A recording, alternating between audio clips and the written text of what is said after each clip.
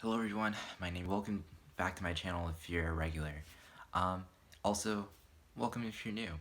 And today is the start of a new mini-series I'm starting called The Logical Protest.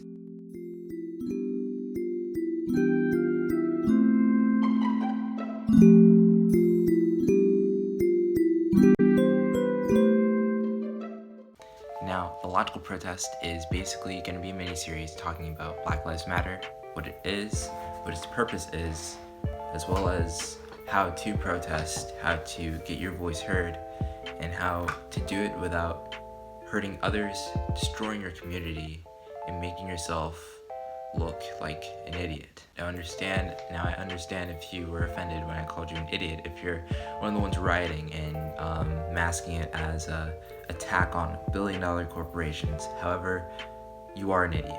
You are being ridiculous. You aren't thinking. Just because it's a billion-dollar corporation doesn't warrant you to go and attack, loot, and burn it. And those companies aren't the only ones getting hit. Mom and pop stores, as I would call them, are getting hit as well, and some of them are black-owned businesses. Like I know for a fact here in Raleigh, downtown a few days ago, there was a protest, and it was peaceful. And you can see that, they were marching, they were making their voice heard. Then at night, chaos erupted, and a CVS was burned, as well as multiple other local businesses. A couple were black-owned businesses as well. Many were burned, looted, attacked, basically, for Black Lives Matter. I have a major problem with that. No pun intended. However, I have a problem when you say that you're doing it out of protest. That's not protest. That is chaotic behavior. That's not making your voice heard. You're not making a statement. You're taking your anger out on something and someone that has nothing to do with the problem at hand.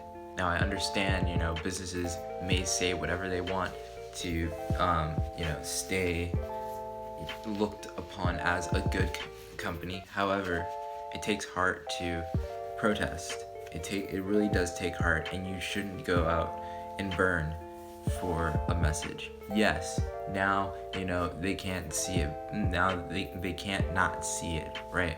But that doesn't mean that you made a difference. It only means that you destroyed part of a community. It means that you've destroyed something that others relied upon. A store like Target is relied upon by people that have families and need groceries. A Target is something that people rely upon for jobs.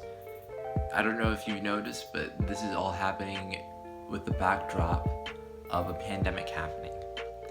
You may think of it as unconstitutional to stay in your homes because you think you're forced to, but you aren't being forced to stay in your homes.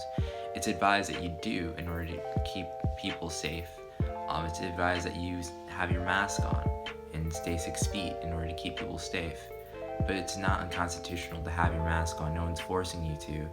No one's forcing you to stay home. People are still going out getting their groceries every now and then.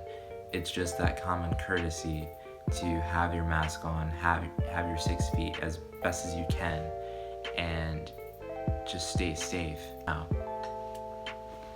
I'm gonna start this off by explaining what Black Lives Matter is. Black Lives Matter started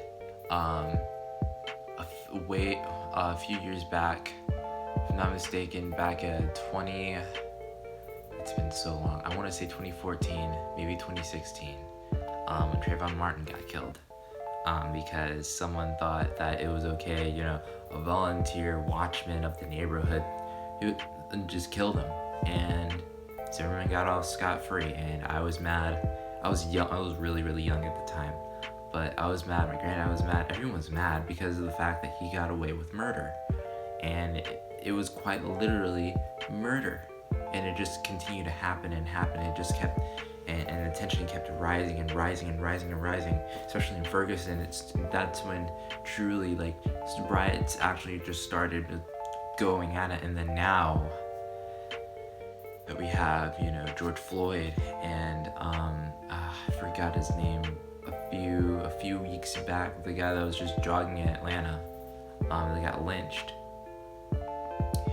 It's gotten worse, and now it's like the media, I feel only shows the media only shows the horrible side of it, and I don't think it's fair. I don't think it's fair that the Black Lives Matter movement is only represented by the chaos that happens because immature college people. I know I'm 18, but I know an idiot, an immature person, trying to make a difference when I see one. They think they won't, get in trouble. They think they're protected by the First Amendment, right? But that's not protest. That is not protest. That is arson. That is arson, and that is crime. You're committing a crime for a crime. Two wrongs don't make a right. And Black Lives Matter was made to continue that peaceful protest for change in the Justice Department, and not only that, but in our government in general, because systematic racism is deeply rooted in our country, and it has only been buried deeper and deeper in the roots of our country until someone slips up and they're caught on video, and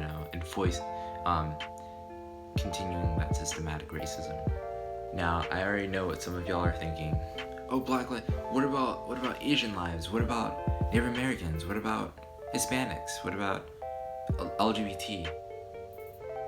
It's quite obvious that all lives matter, of course, and that's what people like to throw out when they see a Black Lives Matter post. I see it all the time. But the main issue is with systematic racism that Black people are targeted with. We are targeted so much. I mean, it doesn't matter if you're mixed. I'm mixed, and I'm like part Black, white, and Native American.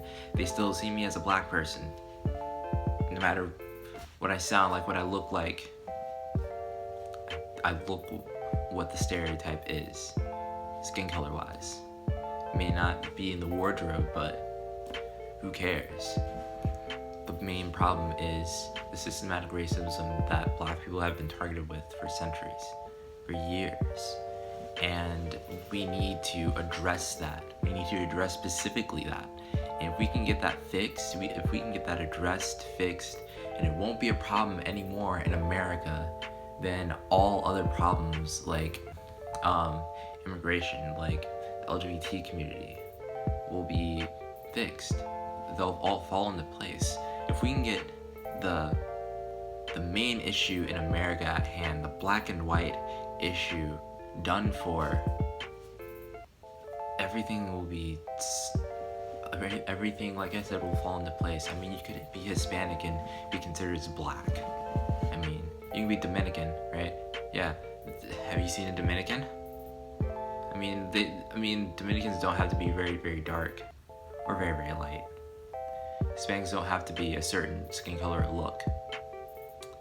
Like, I've been mistaken as like a Mexican, freaking Dominican.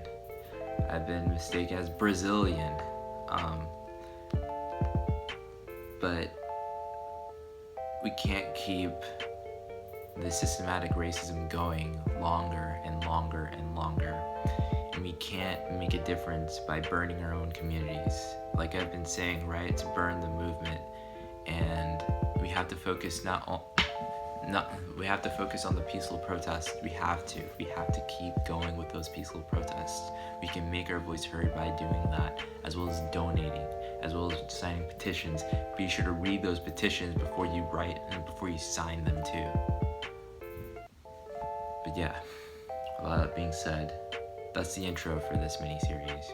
And my next fighting game videos will be focused on like Black characters like Storm and Marvel vs. Capcom, or Jax, or Balrog, or Dualism, which is, if I'm not mistaken, an Indian character in Street Fighter. But yeah, with all that being said, I'll see you guys in the next one. Bye.